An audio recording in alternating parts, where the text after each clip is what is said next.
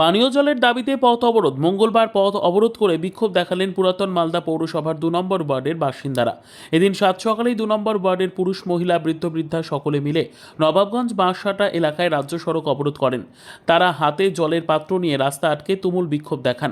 বিক্ষোভকারীদের অভিযোগ, তাদের এলাকায় পুরাতন মালদা পৌরসভার পাইপলাইনের জল ঠিকঠাক পৌঁছয় না। ৩ বেলার পরিবর্তে ২ বেলা জল দেওয়া হয়, তাও আবার সুতোর মতো জল পড়ে। এতে ঘর গৃহস্থলীর কর্ম করা তো দূরের কথা, পানীয় জলের চাহিদাও ঠিকঠাক পূরণ হয় না। এই সমস্যার কথা তারা স্থানীয় কাউন্সিলর থেকে শুরু করে পৌরসভায় জানিয়েছেন, কিন্তু সমস্যার কোনো প্রতিকার হয়নি। পর্যাপ্ত পানীয় জল মেলেনি, তাই পর্যাপ্ত পানীয় জল সরবরাহের দাবিতে আজ তারা নবাবগঞ্জ বাঁশহাটা এলাকায় রাজ্য সড়ক অবরোধ করে বিক্ষোভ দেখাচ্ছেন। জলের জন্য পথ অবরোধ করছি। কেন জল সকাল 7টায় দেয়, আবার 10টায় চলে যায়, সারাদিন জল আসে না। বৈকাল 5টায় আবার জল আসে, আবার রাত 9টা হতে আবার চলে যায়। জল তো স্পিড নাই, ট্যাঙ্কিতে জল উঠে না। উপরে থাকুক নিচে থাকুক, কোথাও জল উঠছে না ট্যাঙ্কিতে। তাই ট্যাঙ্কিটা নিয়ে লাভটা কি হলো আমার? ট্যাঙ্কি নিতে বলছে, তার মধ্যে জল উঠছে না। প্রতিদিন 2 বছর হলো, 2 বছর হলো সবাইকে জানানো হয়েছে, কিছু বলছে না।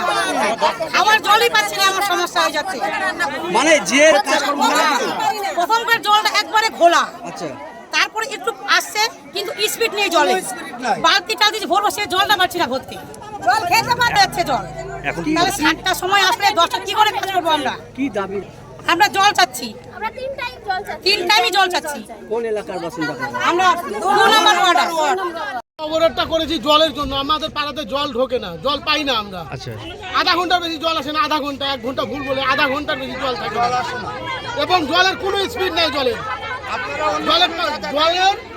সব যে চান করবে কোনো অবস্থা নেই, কোনো জল নেই, কিছু নাই। ঠিক আছে, আজকে এমন অবস্থা, খাওয়ার জল নেই। তাহলে এই গরমে আমরা কি করবো? আপনারা স্থানীয় কাউন্সিলর বা চেয়ারম্যানকে বলেন?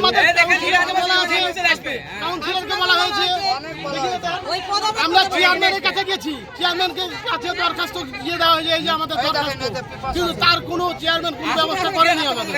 আমরা তার কারণে আমরা অবরোধ করেছি। দাবি চাইছি আমাদের জলটা ঠিকঠাক দেখে, এটাই আমাদের দাবি, আর কোনো দাবি নেই, এটাই দাবি। চেয়ারম্যানকে চাই, চেয়ারম্যান আমাদের জলের ব্যবস্থাটা করে দেয়। আমাদের কাউন্সিলর তো বলছে, আমাদের কাউন্সিলর কথা শোনে না, কাউন্সিলর তার কথা শোনে না। আমাদের চেয়ারম্যান আমাদের জলটা দেয়, কার্তিক ঘোষ আমাদের জল দেখে, আমরা এটাই চাই। আমাদের ট্যাঙ্কি নিচে তবু জল ওঠে না।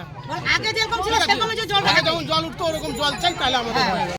ব্যুরো রিপোর্ট, উত্তর বাংলা সংবাদ।